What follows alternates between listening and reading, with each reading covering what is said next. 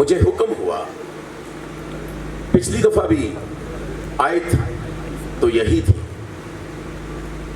لیکن پھر آرڈر ہو گیا، اور یہ آیت اتنی بڑی ہے اور میرے نزدیک اس کے لیے گنجائش اتنی زیادہ ہے، اور بائبل میں اس کے بارے میں اتنا کچھ موجود ہے کہ کم از کم میں ایک زندگی اور مل جائے تو اس پہ بول سکتا ہوں، کیونکہ کلام اتنا بڑا ہے کہ یہ ختم نہیں ہوگا، ہم ختم ہو جائیں گے۔ ہمارا وجود، ہماری حد بڑی تھوڑی ہے، وہ تو لامحدود ہے، وہ لا تبدیل ہے، ہمیں تبدیل کر کے استعمال کرتا ہے۔ آئے ہم دیکھتے ہیں عبرانیوں 13 باب اس کی 7ویں آیت، جو تمہارے پیشوا تھے اور جنہوں نے تمہیں خدا کا کلام سنایا، انہیں یاد رکھو اور ان کی زندگی کے انجام پر غور کر کے ان کے جیسے ایماندار ہو جاؤ۔ کلام خدا کے پڑھے اور سنے جانے پر اس کی خاص برکت ہو۔ اس آیت کو میں 2 حصوں میں دیکھتا ہوں۔ پہلا حصہ کہ انہوں نے ہمیں جو سکھایا، ہمارے اندر جو بھرا، جو ہم میں امپارٹ کیا، اس حوالے سے دیکھتا ہوں، اور دوسرا جو غور کرنے کے لیے ہے وہ ہے ان کا انجام، ان کا اینڈ کیا ہے، آخری حصہ کیا ہے۔ اگر آخری حصہ اچھا نہیں ہے تو پہلے جو تھا وہ خدا کی طرف سے نہیں ہو سکتا، وہ تعلیم کی طرف سے ہو سکتا ہے، وہ بڑی مہارت کی وجہ سے ہو سکتا ہے، کیونکہ خدا جس کو چنتا ہے وہ اتنا وفادار ہے کہ وہ آخری دم تک اس کے ساتھ رہتا ہے۔ تو اس لیے کسی خادم کی خدمت کو، اس کی خدمت کی قوت کو، اس کی خدمت کی پاکیزگی کو اگر آپ نے ڈھونڈنا ہے، دیکھنا ہے، اس کا انالیسس کرنا ہے، یا آپ نے اس کا فیصلہ کرنا ہے، تو انجام پر غور کرنے کے لیے بائبل کہہ رہی ہے، اور یہی ایک فارمولہ ہے جس سے آپ ماپ سکیں گے۔ بہت سے خادم آپ دیکھتے ہیں مین آف گاڈ، سینئر پاسٹر اور فلاں فلاں پتہ نہیں کیا کیا، اور انہی کے بارے میں آپ کو پھر بہت سی اقسام بھی ہیں، اقسام تو بہت سی ہو سکتی ہیں، لیکن مشہور 3 قسمیں ہیں۔ نمبر 1، بلاوے والا لفظ ہے، بلاوا، بائبل کا جو لفظ ہے۔ بہت سے لوگ بلاہٹ استعمال کرتے ہیں، اجتناب کیجئے، بلاہٹ کوئی لفظ ہے ہی نہیں، نہ یہ فروز اللغات کا لفظ ہے، نہ یہ فرہنگ آسفیہ کا، نہ یہ اردو ڈکشنری کا، نہ یہ کسی لغت کا، نہ یہ فارسی کا، نہ یہ پنجابی کا، یہ لفظ ہے ہی نہیں۔ غلام اور ہٹ، یہ 2 لفظوں سے مل کر ایک کمبائن ایک لفظ بنتا ہے، اور اس کو اگر حصوں میں ہی کر دیا جائے، یعنی بلانا، ہٹ، ہٹانا۔ جب ہم کہتے ہیں ہماری بلاہٹ ہے تو اس کے معنی ٹھہرتے ہیں کہ ہمیں بلایا اور ہٹا دیا گیا۔ تو یہ تو لفظ اپنی مخالفت خود کرتا ہے، یہ تو اپنے اندر خود ہی اپنی نفی رکھتا ہے۔ تو اس لیے ہمیں سمجھ کا مظاہرہ کرنا ہے۔ جو بائبل کا لفظ ہے بلاوا، اور بائبل مقدس میں بلاوے کے حوالے سے کلام خدا فرماتا ہے کہ خدا کا بلاوا لا تبدیل ہے، چونکہ اس کا بلاوا لا تبدیل ہے، وہ خود بھی لا تبدیل ہے۔ وہ جو خود لا تبدیل ہے، اس کا بلاوا لا تبدیل ہے، اور تبدیل کرنے کی قدرت رکھتا ہے۔ بڑا عام سا جملہ ہے، کہا جاتا ہے بائبل بدل گئی ہے۔ مجھے بھی کسی دوست نے کہا تھا تو میں نے بڑی محبت سے جواب دیا تھا، نہیں، سننے میں غلطی کی ہے آپ نے، جملہ تو یہ ہے بائبل بدل دیتی ہے۔ بائبل بدلی نہیں، یہ بدل دیتی ہے، یہ تبدیل کر دیتی ہے۔ اور وہ بہت امیر دوست تھا میرا، غیر مسیحی تھا۔ میں نے کہا اگر یقین نہیں آتا تو یہ لو بائبل میں دیتا ہوں توفتن، آپ لے جاؤ، پڑھ کے دیکھو، بدل دے گی، تبدیل کر دے گی۔ تو واحد بائبل خدا کا کلام ہے جو تبدیل کر سکتا ہے۔ اسے نہ کوئی بڑی شخصیت، نہ کوئی بادشاہ، نہ کوئی زورآور شخصیت، نہ آرمی سے تعلق رکھنے والا کوئی طاقتور، نہ کوئی سیاسی لیڈر، کوئی کسی کو تبدیل نہیں کر سکتا۔ اگر کوئی تبدیل کر سکتا ہے تو وہ صرف خدا کا کلام ہے، اور وہ زندہ کلام میرے اور آپ کے پاس ہے۔ تو یہاں پر جو بلاوا ہے، جو لا تبدیل ہے، اس کی مثال بھی ہمیں ملتی ہے۔ یونا کو بلایا تھا خدا نے کہ تو بڑے شہر نینوے کو جا اور وہاں پر منادی کر، تو کیا وہ گیا تھا؟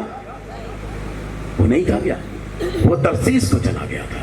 نینوے وہاں سے 500 میل کے فاصلے پر تھا، اور ترسیس جس طرف وہ بھاگا وہ 2500 میل پہ تھا۔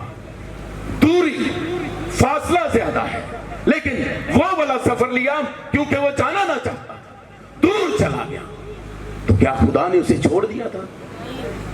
نہیں چھوڑا تھا۔ خدا وہاں سے اپنی کنوینس بھیج کر اسے لے آتا ہے، اور مچھلی کے ذریعے لا کر اسی بارڈر پر اتارتا ہے جو نینوے کا بارڈر ہے، وہاں پر لا کر اتارتا ہے، اور وہ منادی کرتا ہے، اور پورا شہر اس کی منادی پر آمین کرتا ہے۔ پورا شہر اس کی منادی کے ذریعے توبہ کرتا ہے، روزہ رکھتا ہے، ٹاٹ اوڑھتا ہے، اور پورا شہر اس کی منادی کی وجہ سے بچ جاتا ہے۔ بلاوا چونکہ لا تبدیل ہے، اس لیے ہم کیوں کہیں بلاہٹ؟ بڑی ساودھانی برتنی ہے۔ پہلی قسم ہے بلاوے والی، اور دوسری قسم یہ بھی بڑی معتبر ہے، بڑی عظیم، بہت اچھی قسم ہے۔ دوسری بھی وہ ہے جو خدا کا کلام سنتے ہیں، بڑی خوشی خوشی اس کو قبول کر لیتے ہیں، بڑی سمجھ کے ساتھ، بڑی سنجیدگی کے ساتھ اپنی روح میں، اپنے دل میں اترنے دیتے ہیں، اور جب وہ کلام اترنے کے بعد فیصلہ کرتے ہیں کہ یہ دنیا کا سب سے معتبر، سب سے عظیم، سب سے بڑا کام ہے، وہ اپنا آپ دے دیتے ہیں یسوع کو، اور کہتے ہیں خداوند مجھے اپنی ٹیم کا حصہ کر لے، میں تیرے پیچھے آنا چاہتا ہوں، میں تیرا کام کرنا چاہتا ہوں۔ پہلی قسم بلاوا، جس کو خدا بلائے، اتم ہے یہ۔ دوسری قسم بھی کم نہیں، جو اپنے آپ کو پیش کر دے، بڑی اعلیٰ بات ہے جو اپنے آپ کو پیش کر دے، یہ دوسری قسم ہے۔ اور تیسری قسم جس کی بھرمار ہے، میں تو اس کو لالچ کی بنیاد پر آنے والی قسم کہتا ہوں، لیکن بائبل اس کو بڑے سخت لفظ دیتی ہے۔ بائبل اس تیسری قسم کو، اقسام اور بھی ہو سکتی ہے، لیکن یہ تین بڑی مشہور ہیں۔ جو تیسری قسم ہے خواہشوں کی بنیاد، لالچ کی بنیاد، ترقی، چیزیں، دنیا کی چیزیں، ان چیزوں پر تیسری قسم کا انحصار ہے، یا تیسری قسم ان چیزوں پر ڈیپینڈ کرتی ہے۔ کیوں؟ ہمارے روابط ہو جائیں گے پوری دنیا میں، ہمارے بھی بچے بڑے بڑے اچھے اسکولوں میں جائیں گے، ہم گاڑیاں لے لیں گے، ہم جہاز کی سیریں کریں گے، ہم پوری دنیا میں ہم اپنا گھر شفٹ کر لیں گے، بڑی شخصیت کے ساتھ جا کے گھر بنا لیں گے۔ ان کا گول زمین سے زمین تک ہی رہتا ہے۔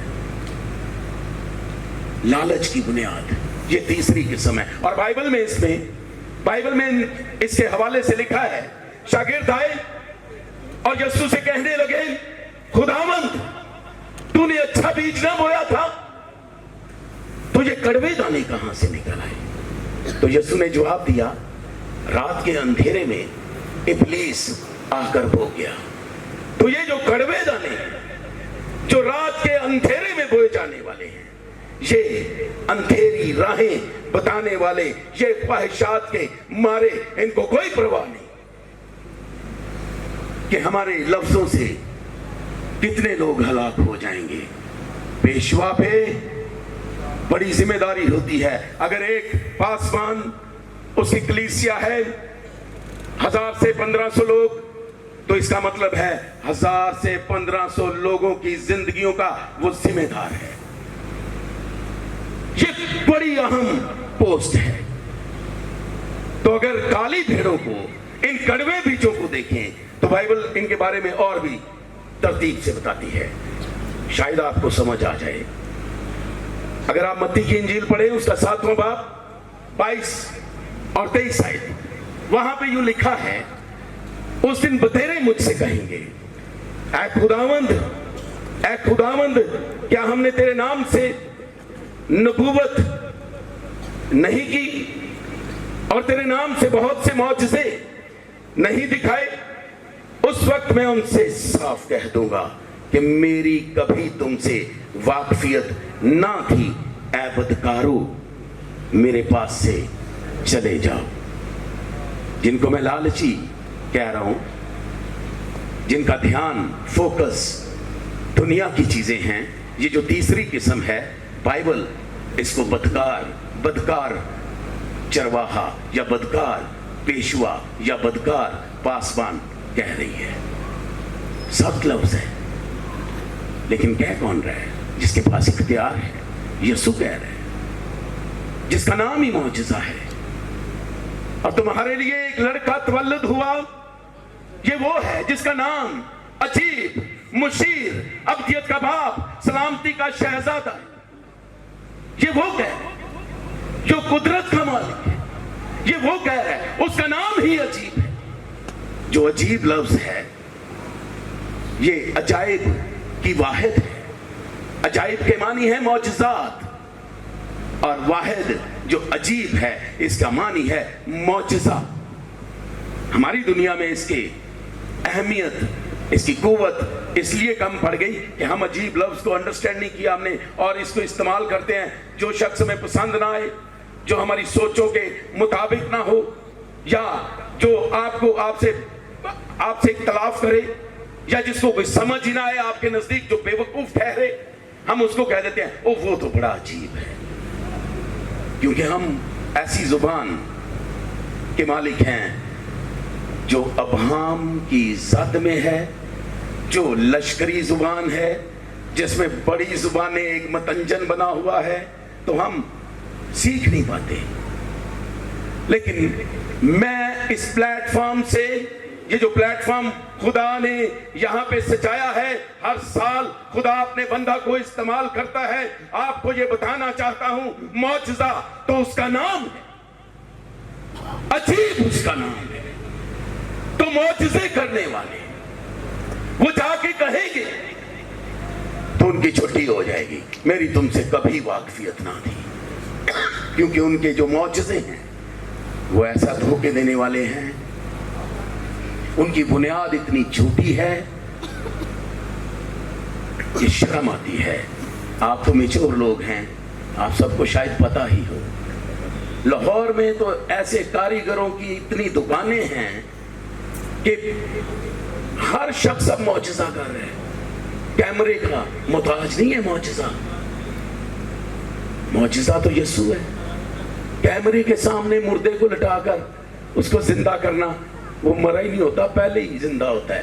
تو وہ اٹھ کے کہہ دیتا ہے میں زندہ ہوا، اور وہ شخص کسی اور علاقے سے آیا ہوتا ہے. اگر اس طرح کا طریقہ آپ کے علاقے میں ہو تو اس شخص کو پکڑ لیں، اسے پوچھیں کہاں سے آیا ہے، اس کا آئی ڈی کارڈ مانگیں، اس کا پتہ لیں، تو آپ کو پتہ چل جائے گا کہ وہ آپ کے علاقے کا ہی نہیں، بلکہ وہ لاہور کا ہی نہیں، فیصل آباد کا ہی نہیں، وہ کسی ایسی تہذیب سے ہے جہاں آپ کبھی بھی نہیں جائیں گے. توبہ ٹیک سنگھ سے بھی آگے کہیں کا ہوگا، جس کا مسیحیت کے ساتھ بھی تعلق نہیں ہوگا، جس کا کسی اور مذہب کے ساتھ بھی تعلق نہیں ہوگا. وہ آگے ڈرامہ کر جائے گا اور کیمرہ پتہ نہیں اور بڑے بڑے معجزے دکھاتا ہے. تو ایسوں کو کہا ہے یسوع نے، بھی کرنے والوں کو کہا گیا بدکار. نبوتیں کیا مشکل ہے کرنا، جیسی وہ کرتے ہیں. پیسے کی طاقت پہ اگر 15,000 یا 20,000 لوگ کھڑے کیے ہوں سامنے، منگوا لیے جائیں، اور میں اسٹیج سے کہوں گا خدا کا روح مجھے بتا رہا ہے کہ یہاں بہن نسرین ہے اور اس نے شلوار قمیض پہنا ہوا ہے، وہ سامنے آ جائے، تو نسرینیں تو 5-6 ہوں گی، کیونکہ یہی نام ہمارے علاقوں میں رکھے جاتے ہیں. تو شلوار قمیض ہی پہنا جاتا ہے، تو مشکل کیا ہے؟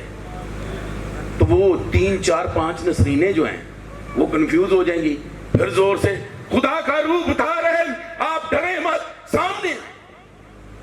تو وہ خدا کی عقیدت میں جو پہلے آ جائے گی، باقی 3 4 بیٹھ جائیں گی، ویسے چلو جی چلی گئی ہے، تو گھات بیٹھ جائے گی۔ میں سعودی عربیہ میں تھا تو وہاں پر ایک نبی نے نبوت کی، میری بہن میرے ساتھ تھی، تو کہتا ہے، وہ خادم امریکن تھا، گورا تھا، کہتا ہے مجھے خدا کا روح بتا رہا ہے کہ تجھے جو سوٹ تجھے پسند ہے وہ تجھے مل جائے گا۔ وہ میں کیا، او بھائی تو ایڈا بھی گورا نہیں، سن بیوقوف بنانا گیا، ایک کالیاں گلاں نے گورے دے منہ چوں نکل دیاں پیا۔ اور بچ جائے آپ کی سوچوں کے مطابق، اس لیے کہتے ہیں کہ آپ شک نہ کر پائیں۔ اگر کوئی کہہ دے کہ آپ کو اگلے سال گاڑی مل جائے گی، تو چونکہ آپ کے ساتھ گاڑی کا تعلق بن گیا تو آپ اس کی نبوت کو مان جائیں گے، اور شاید آپ کی محنت کی وجہ سے مل جائے تو اس کی گھات بیٹھ جائے گی۔ ایسی نبوتوں سے بچیں۔ خدا کا کلمہ کیا کہہ رہا ہے، ان کو بدکار کہہ رہا ہے۔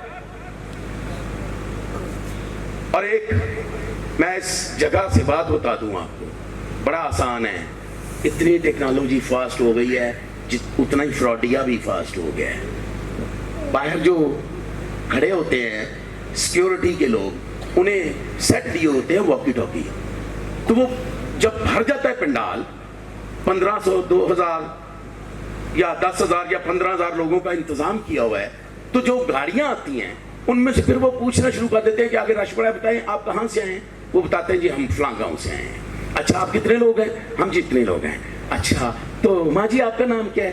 ماں جی اپنا نام بھی بتا دی۔ باجی آپ کا نام کیا ہے؟ وہ بھی اپنا نام بتا دیتی ہیں۔ وہ ان کے کپڑے بھی چیک کر لیتے ہیں، پھر انہیں پوچھتے ہیں اچھا آپ بتائیں آپ میں سے کوئی مریض تو نہیں ہے؟ جی جی میری یہ جو اماں جی ساتھ آئی ہیں ان کو کینسر ہے۔ اچھا نام کیا ہے؟ جی ایگنس۔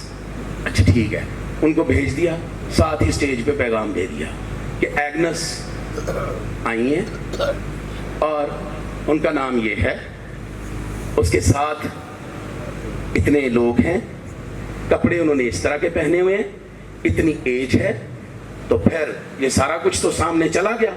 تو جب جھوٹا نبی آئے گا تو وہ یہیں سے شروع کرے گا، کیوں مجھے خدا کا روح بتا رہے کہ یہاں پر ایک ایگنس آئی ہے، اور وہ سامنے آ جائے، اس نے یہ والے کپڑے پہنے ہوئے ہیں اور اس کو کینسر ہے، وہ سامنے آئے، مجھے خدا کا روح بتا رہے ہیں۔ خوف ہی نہیں ہے، بدکار جو ڈر ہی نہیں ہے، تو پھر خدا کا بیٹا ان سے رائٹ کیسے کرے گا؟ وہ تو کہے گا اے بدکارو دور چلے جاؤ۔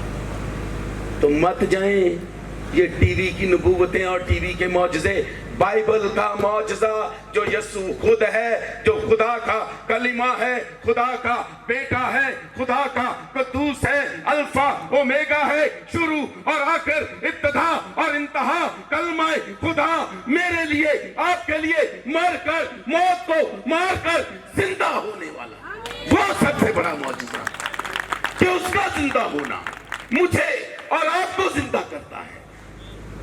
ورنہ میں مناد نہ ہوتا، میں تو گناہ کی دلدل میں پھنسا ہوا تھا، میں تو گناہ کی جکڑ میں تھا۔ میری ایک کلب تھی ڈی ایچ میں، پھر ایک اور ہو گئی، 2 کلب میں لیڈ کرتا تھا، اور دونوں کلبز جو میں لیڈ کرتا تھا وہاں پہ سب سے بڑا پلیئر بھی میں ہی تھا، اور سلاش کا ماہر، فلاش کا ماہر، سکٹل کا ماہر، فلاش کا ماہر، اور سارے جوئے، ان کی گیمبلنگ کا لیڈر، پھر سارے نشے، شراب، چرس، ریزلا پیپر، یہ عام تھا۔ اور 24 گھنٹے میری زندگی موت کے نیچے گناہ کی زد میں چل رہی تھی، موت مجھ پہ حکمرانی کر رہی تھی، موت کے سایوں میں میری زندگی چل رہی تھی۔ تو میں گنہگار، میں موت میں جکڑا شخص، اگر آزاد نہ کیا جاتا تو میں آج زندگی کی باتیں کیسے کرتا؟ ناممکن ہے۔ دبئی گیا تو وہاں پر میں نے چٹ بھیج دی کہ جناب میں اپنا تعارف خود کرواؤں گا۔ ان کے ذہن میں آیا شاید کوئی لمبا چوڑا تعارف ہے، تو انہوں نے بڑی عقیدت سے کہا جی ٹھیک ہے आप अपना तारुफ करवाइए।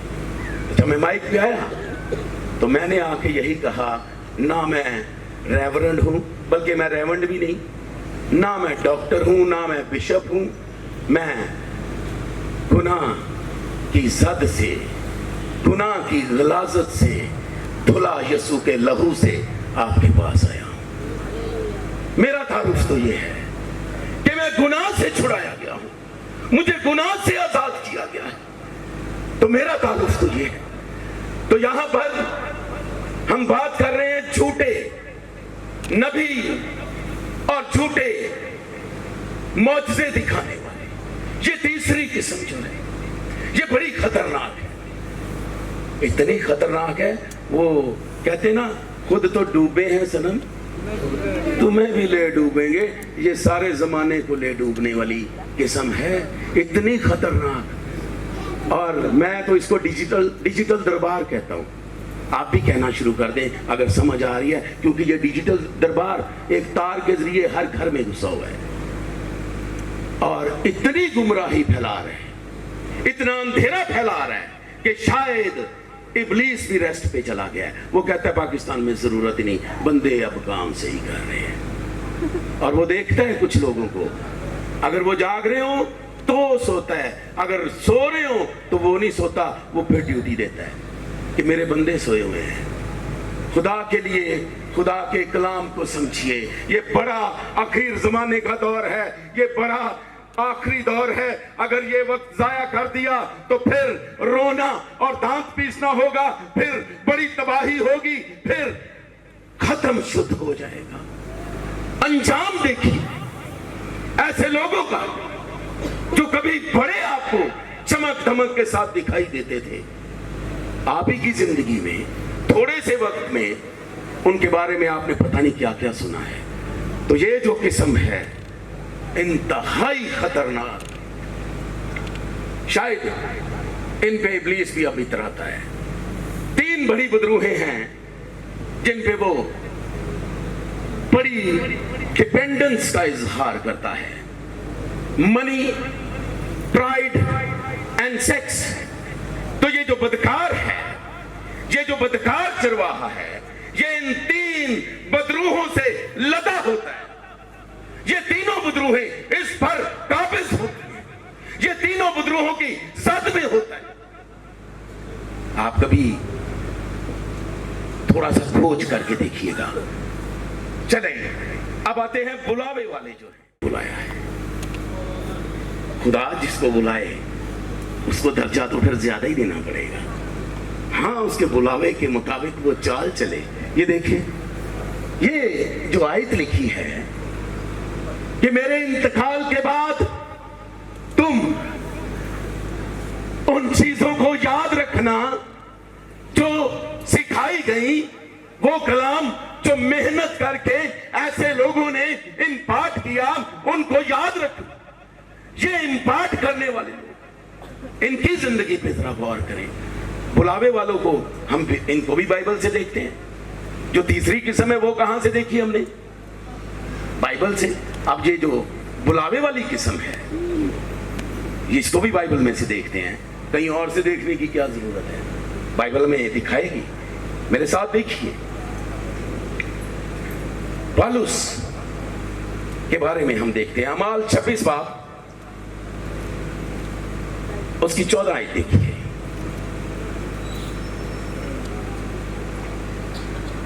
बुलावे वाले, अमाल 26 बाब उसकी 14वीं आयत से यहां पे जो लिखा है, जब हम सब जमीन पर गिर पड़े तो मैंने इब्रानी जुबान में ये आवाज सुनी कि ऐ साउल, ऐ साउल, तू मुझे क्यों सताता है? पैने की आर पर लात मारना तेरे लिए मुश्किल है। मैंने कहा, ऐ खुदावंद, तू कौन है? खुदावंद ने फरमाया, मैं यसू हूं जिसे तू सताता है।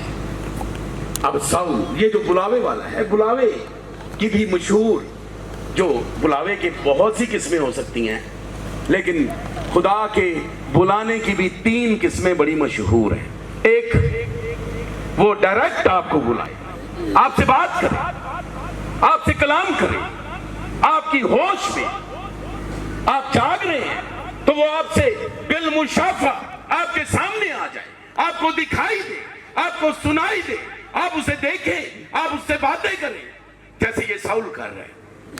एक ख्वाब में, सुलेमान को ख्वाब में खुदा ने पूछा था कि मांग, तू मुझसे क्या मांगता है। एक डायरेक्ट वो मिले, दूसरा वो ख्वाब में, मूसा को भी डायरेक्ट मिला था जलती झाड़ी पे। अब जो तीसरी उसकी किस्म है वो है कलाम के जरिए, अपने नबी के मुंह में कलाम डाल दे और वो जाके सैमुएल दाऊद को उस कलाम के मुताबिक मसा करे। पेशवा 3 मशहूर तरीके हैं कि वो खुद चुन ले, या वो ख्वाब के जरिए आपसे बोले, या अपने बंदा को, अपने नबी को अपने कलाम के जरिए आपसे बात करे। तो ये जो 3 तरीके हैं ये बड़े मोतबर हैं। तरीके तो और भी हो सकते हैं क्योंकि वो लामुतनाही है, क्योंकि वो लामहदूद है, लेकिन मशहूर तरीकों की बात हो, जो मशहूर तरीके हैं वो 3 हैं कि वो आपसे ख्वाब में बोले, वो आपसे डायरेक्ट बात करे, या अपने बंदा के जरिए आपसे बात करे। जब मुझे रिहाई मिली गुनाह से, नापाक कुव्वतों से, जब मैं छुड़ाया गया, तो उसके बाद मेरा बपतिस्मा हुआ पानी का, उसके बाद पाक रूह का बपतिस्मा हुआ, और जब पाक रूह का बपतिस्मा हुआ तो मेरे साथ ये हुआ कि डॉक्टर हिजकियल सरोज, खुदा के अजीम खादिम, ये कलाम सुना रहे थे पाक रूह पे, ये टीचिंग दे रहे थे एक सेमिनार में, ये अयूबिया की बात है। तो जब माहौल ऐसा हो गया कि पाक रूह की जुम्बिश ने जब घेर लिया और जोर का सुनाटा एक तूफान की सूरत में कानों में बजने लगा, ऐसे जैसे सारे समुद्रों का शोर होता है सुनाटा, लेकिन उसकी गूंज इतनी बड़ी थी कि सारा हॉल उस गूंज की वजह से टहल गया था और उसमें मैं भी मौजूद था। तो हुआ ये मेरे साथ कि मैं देख रहा हूं, आंखें बंद है मेरी, बंद आंखों में वो आंखें जो रूह की हैं, उन आंखों से देख रहा हूं कि आसमानों से एक सलीब उतर रही है और उस सलीब पर यीशु मसीहा है, और उस यीशु को मैं सलीब पर देखते हुए क्या सुनता हूं, उस लहू को देखते हुए कि लहू टपक रहा है हाथों से और पांव से, कतरे गिर रहे हैं और आवाज आ रही है, शफकत मेरा नाम ले, ये लहू अपने ऊपर ले और पाक हो जा और मुनादी कर कि तेरे लिए कैसे बड़े काम हुए। और जब ये मैं आवाज सुन रहा था, सामने उस वक्त एलसीडी पाकिस्तान में मुतारिफ नहीं थी हुई, ये 1994 की बात है, सामने एक एलसीडी की शक्ल का डिब्बा बना हुआ था।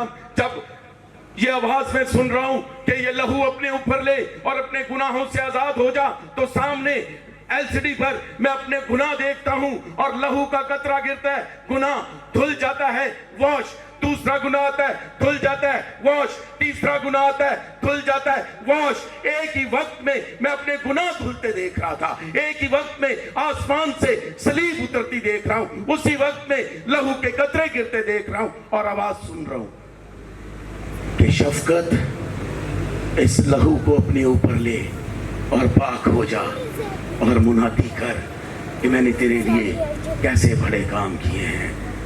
तो इस सिचुएशन में मेरे आंसू ज़ारो कतार बहने लगे और मैं कपकपा रहा था और रो रहा था और अपने गुनाहों के धुलने की शादमानी में भी मैं देख रहा था कि मैं शादमान भी हूं, रो भी रहा हूं, आंसू भी बह रहे हैं। और इसी तरतीब में मेरे आंसुओं के साथ गैर जुबानें मेरे मुंह से जारी हुई तो ये मेरा पाक रूह का बपतिस्मा था। इस बपतिस्मे में मैंने यीशु को देखा है, यीशु को सुना है, उसकी आवाज, उसकी तस्वीर, उसे खुद देखकर, अपने गुनाह धुलते देखकर आपको बता रहा हूं कि वो जो कहता था कि मैं तीसरे दिन मुर्दों में से जी उठूंगा, मैं कब्र को, कफन को, पाताल को शिकस्त दे दूंगा, ये मुझे रोक ना पाएंगे, वो जी उठा है। और ये सबसे बड़ा मौजज़ा है कि वो आपसे मिले, वो आपको दिखाई दे, उससे आपकी मुलाकात हो जाए और आप उसके गवाह बन जाएं। फिर आप कभी गवाही नहीं देंगे कि मेरे कुक्कड़ ने दाना खाना शुरू कर दिया, कभी ऐसी गवाही नहीं देंगे। शर्मनाक सी बातें, फिर आप कभी नहीं ऐसी गवाही देंगे, क्योंकि गवाही के लिए जो लफ्ज इस्तेमाल हुआ यूनानी का, वो है इडियोट, EDUTH, इडियोट के मानी हैं जो मेरे साथ हुआ आपके साथ भी हो। अगर गवाही के मानी, बाइबली गवाही के मानी ये हैं, और ये कब बोला गया? जब यीशु मसीह मुर्दों में से जी उठा, तो यीशु जिन पे जाहिर होता था, वो यीशु को मिलने के बाद इस गवाही को जारी कर देते थे, और यीशु को सजा देने वाले, यीशु को कत्ल करने वाले, वो भी मुतहर्रिक थे, और वो चाहते थे और मना करते थे कि ये इडियोट मत दो कि वो जी उठा है, बल्कि पास आओ, हमने उसे सलीब दी है, तुम कहते हो वो जी उठा है, उसके तो शागिर्द उसे चुरा के ले गए। यही कहते थे ना, यही इल्जाम था ना कि उसके शागिर्द उसे चुरा के ले गए, तो मना करते थे। तो ये इडियोट देने वाले, ये गवाही देने वाले, ये इस बड़े सच से रुकते नहीं थे, ये गवाही देते थे, तो फिर इनको कत्ल किया जाता था। आप मुकाशवा की किताब उसका 3 बाब और 13 आयत पढ़ लें, वहां पे एक शख्स मिलेगा, इंतफास हिस्ट्री बताती है, यहूदी स्कॉलर्स का कहना है कि ये पहला मसीही शहीद है जो कत्ल हुआ था। इडियोट था ये, और इडियोट ये थी कि मुझे वो मिला है, मैंने उससे बातें की हैं, मेरी उससे मुलाकात हुई है, मैंने पूछा कि तू कौन है, उसने बताया मैं यीशु हूं, मैं अपने कहे के मुताबिक जी उठा हूं, तो मैं गवाही दे रहा हूं, इडियोट दे रहा हूं। इसका मतलब है मेरे साथ वो मिला, आपके साथ भी मिले। तो इसका तो समझ आती है कि ये गवाही हो सकती है। तो ये गवाही नहीं है कि मेरी कमेटी निकल आई, आपने डाली नहीं तो निकलेगी किथों? बताएं, इसका कोई फायदा है? बल्कि ये शर्मनाक बातें हैं, ये ऐसी घिनौनी बातें हैं जो मुखालिफे मसीह करता है, और इन लोगों ने कलीसिया को गुमराह कर दिया है। और अगर आप अमाल की किताब उसका पहला बाब उसकी 8वीं आयत पढ़े, तो वहां पे लिखा है, कोई बताएगा क्या लिखा है?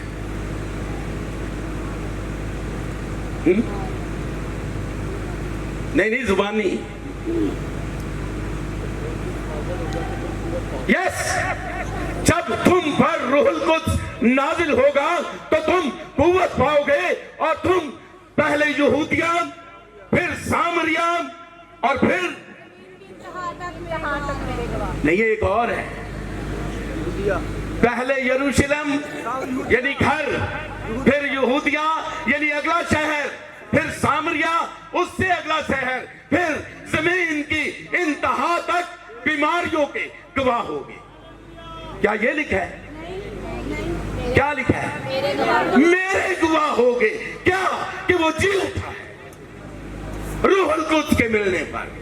रूहुल कुद्स वो यीशु ही है। जब वो मिलता है, आपसे मुलाकात करता है, तो फिर आपसे जारी हो जाता है ये चश्मा, फिर आप रुक नहीं सकते गवाही देने से, फिर आप मौत के खौफ से भी आजाद हो जाते हैं, फिर नहीं आप रुकेंगे।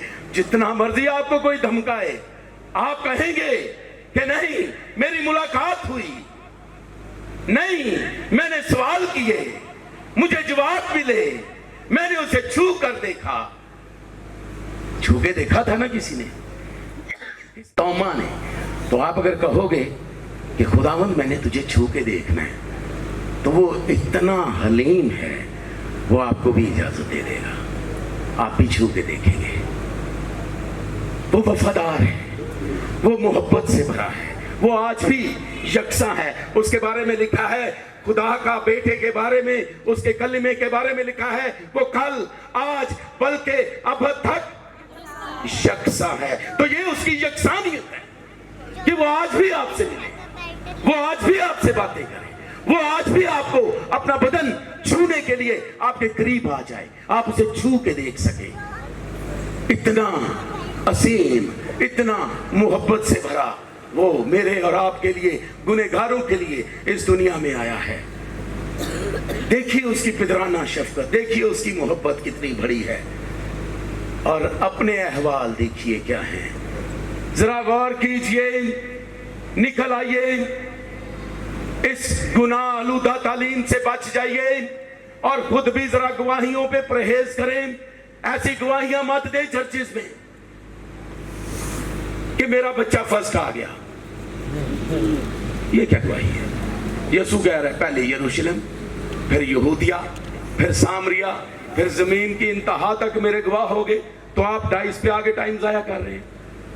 और 20-25 गवाहियां अगर दिलवा दी जाएं, अगर एक गवाही 2 मिनट की हो तो 50 मिनट तो लग गए। इस तरह बाद में कलाम जैसा मर्जी सुना दे, कोई जो मर्जी कर दे, वो तालियां बजा बजा के पहले ही अफे होते हैं। हालेलुया, हालेलुया, हालेलुया 3500 दफा ये कहा होता है। बाद में कहते हैं बड़ा मजा आया, तो कलाम की सी कुछ भी नहीं समझ के आई, कुछ भी नहीं। खुदा के लिए, खुदा के कलाम की तरफ ध्यान दें। तो ये देखिए पौलुस रसूल का अहवाल, वो कहता है कि मैं यीशु हूं जिसे तू सताता है, पहने की आड़ भर तेरे लिए लात मारना मुश्किल है। ये पहने की आड़ है। पहने की आड़ किसान के हाथ में एक छड़ी नुमा डंडा होता है बारीक, तो बैलों के पीछे उस डंडे को थामे एक भारी भरकम लकड़ी के ऊपर शतीर पर वो खड़ा होता है। और जब बैल हल जोतते हैं तो वो छड़ी नुमा डंडा उसके हाथ में होता है और उस डंडे के आगे एक छोटा नोकदार कील लगा होता है। कील की शक्ल क्या, उसकी शाम बनी होती है। तो वो जब बैल थोड़े से आहिस्ता हो तो वो फिर उस शाम को चुभोता है किसान, तो फिर बैल और तेज चलते हैं। तो अब यीशु ने उसको बता दिया कि मैंने तुझे जोत लिया अपने खेत में, तो अब बैल बनने के लिए तैयार हो गया है। अब मैं उस पहने की आड़ से तुझे चुभाऊंगा, वो पहने की आड़, और तू तेज भागेगा। जो पेशवा है वो दुखों में काम और तेज करता है, जब उसे सताया जाए वो और तेज काम करता है। ये इसी किस्म के लोग थे। ये पौलुस का जेवर था। देखिए उसकी ताकत क्या है, सताया जाना, मुसीबत उठाना, दुख सहना। कि यीशु से कह रहे कि अब नहीं तेरी बचत, अब पहने की आड़ जो मैं तुझे चुभाऊंगा तू उस पे डांग नहीं मार सकेगा, अब लात नहीं तेरी पहुंचेगी, क्योंकि वो जो भारी भरकम लकड़ी है वो किसान की प्रोटेक्शन करती है। उसके हाथ में वो डंडा है, वो दर्द दे सकता है, लेकिन बैल टांग नहीं वहां पे मार सकता।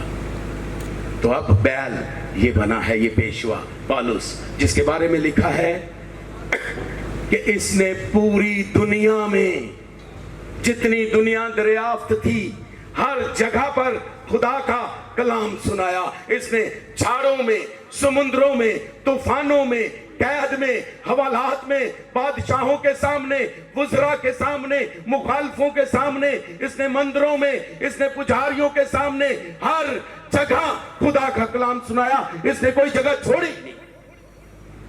और ये कहता है कि मैंने मसीह से जो दुख उठाए हैं वो ज्यादा उठाए हैं। मसीह को एक बार एक कम 40 कोड़े मारे गए, पौलुस को पता कितने मारे गए? एक कम 40 कोड़े उसे 5 बार मारे गए। 12 मौत के खतरों में संसार किया गया। अच्छा, ये इतना भरा हुआ था खुदा की मोहब्बत से कि जब संसार किया जा रहा था, जब इसको पत्थर मारे जा रहे थे, तो जब इसने देखा कि अब मैं ड्रामा कर जाऊं तो चल जाएगा, जब पत्थर बेशुमार पड़ चुके थे, तो फिर इसने अपने आप को खत्म कर दिया, फील दिया कि मैं मर गया हूं, साकिन हो गया। तो पत्थर मारने वालों ने समझा कि काम तमाम हो गया, तो उन्होंने पत्थर मारना रोक दिए, चले गए एक एक करके। जब उसने स्मेल किया कि सारे चले गए, जवान उठा, कपड़े कुपड़े साफ किए, फिर जाके मुनादी करना शुरू हो गया। ये है एक पेशवा का जेवर, दुख सहना। इसीलिए तो दूसरा तो मिथियस चौथा बाब उसकी 6ठी आयत में कहता है, एक बशारत देने वाले को, एक खिदमत करने वाले को, कि दुख उठा और खिदमत का काम अंजाम दे।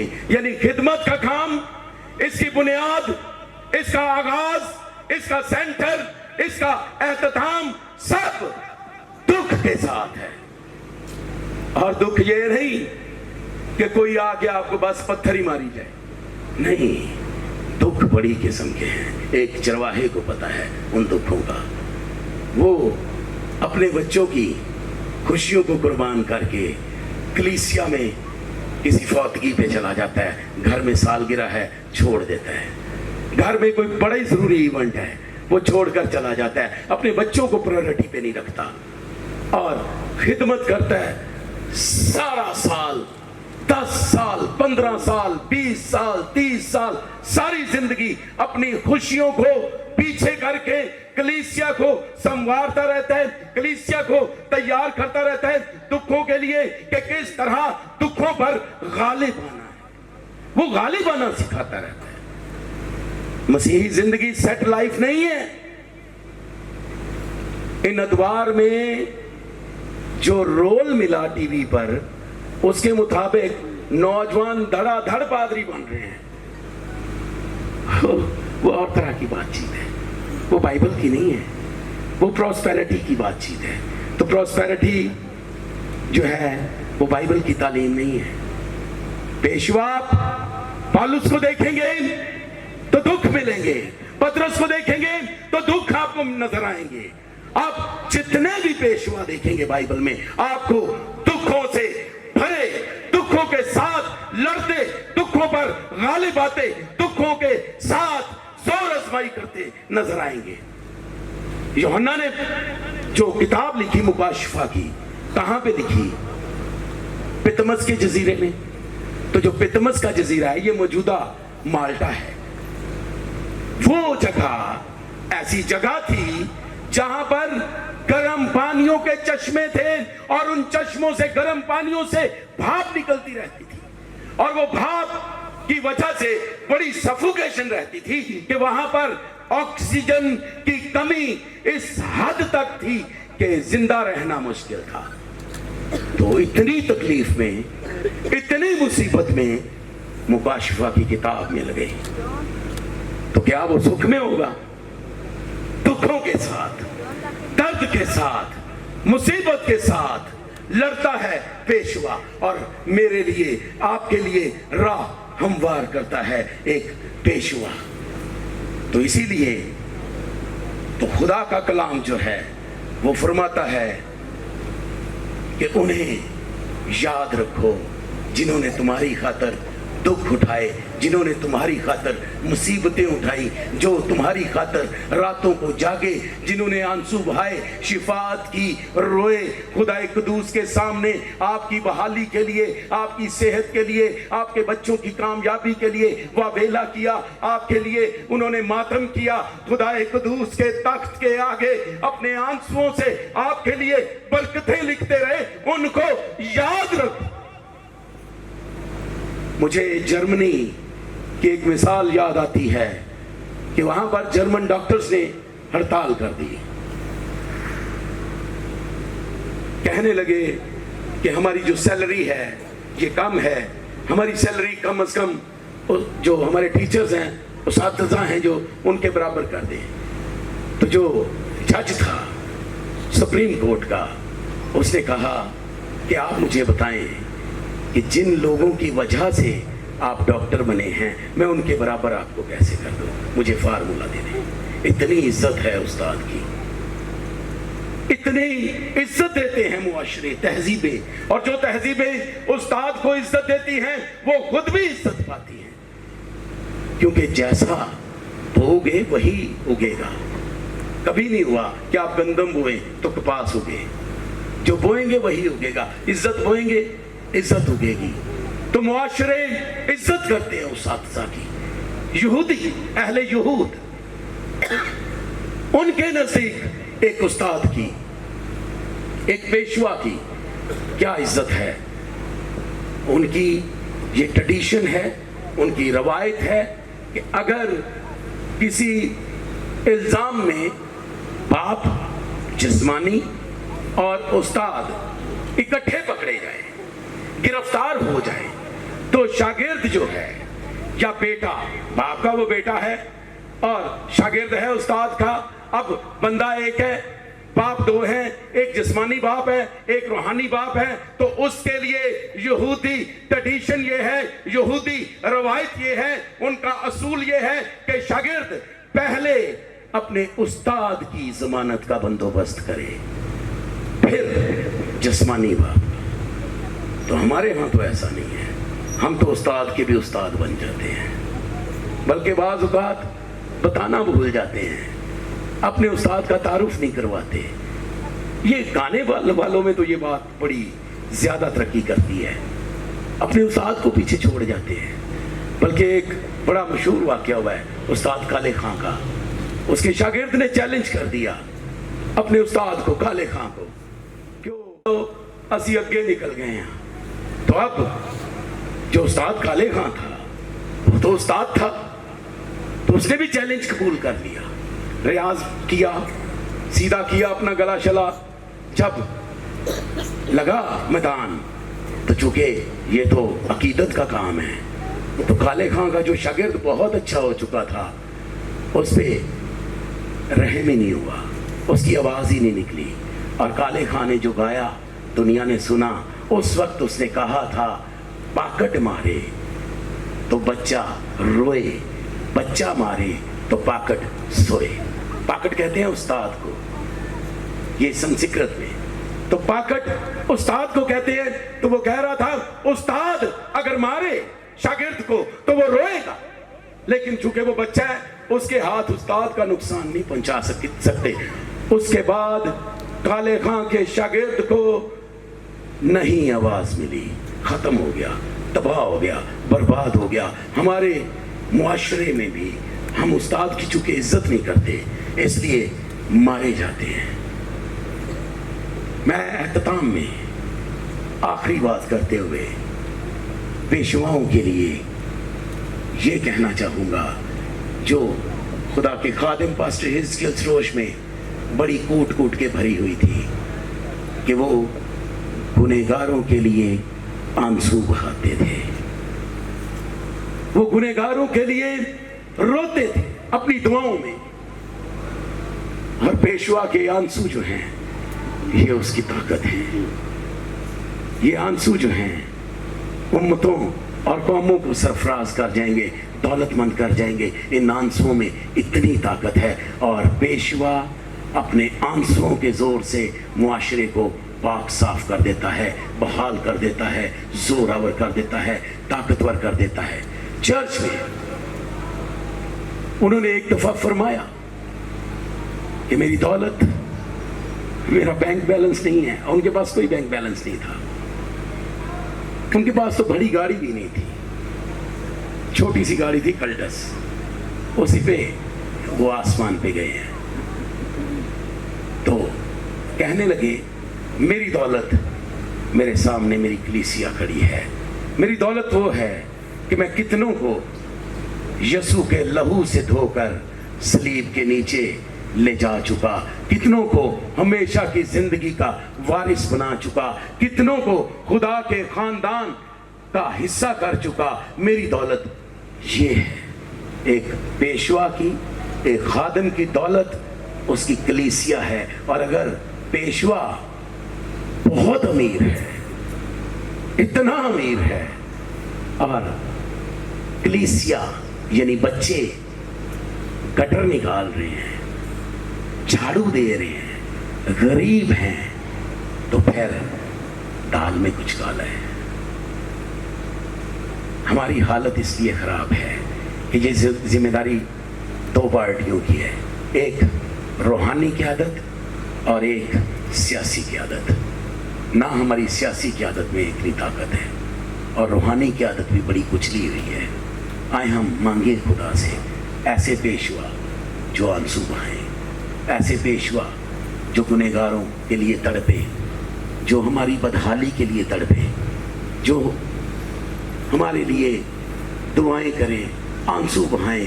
हमारी दौलत जो है एक पेशवा के आंसू हैं। अगर वो आंसू बहाएगा तो हम ना गरीब रहेंगे, ना हम मुताज रहेंगे, ना हम गुनाह के नीचे रहेंगे। वो हमें अपने कलाम से जो खुदा उसके मुंह में डालता है, उस कलाम से तरक्की देता हुआ खुदा की हजूरी में हमेशा की ज़िंदगी में आप ज़मीन पर जिंदा हैं लेकिन आसमान के शहरी बन जाते हैं।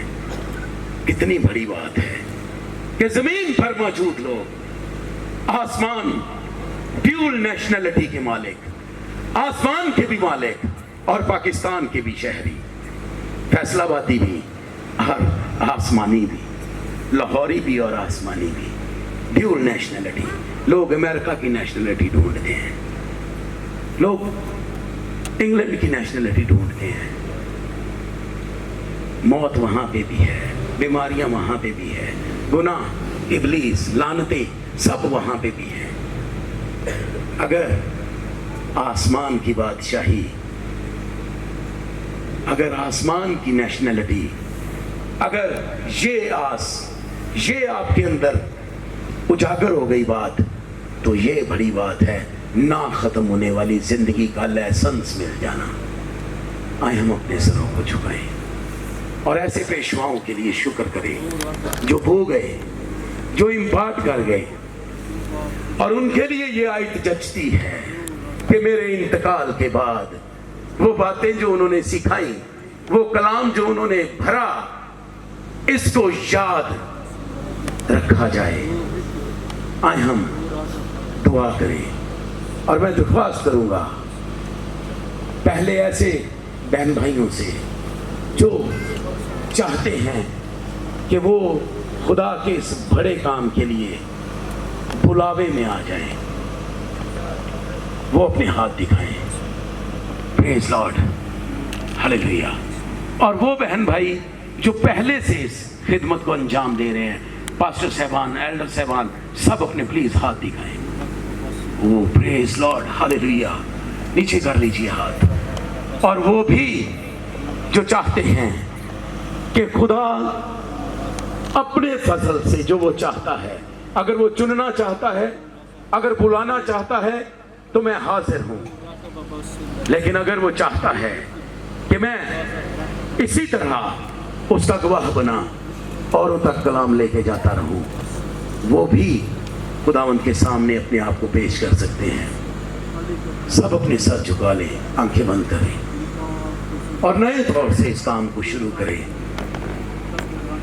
लोगों ने मजाक बना दिया है, अंजील को फैलाना ये काम हमारा है।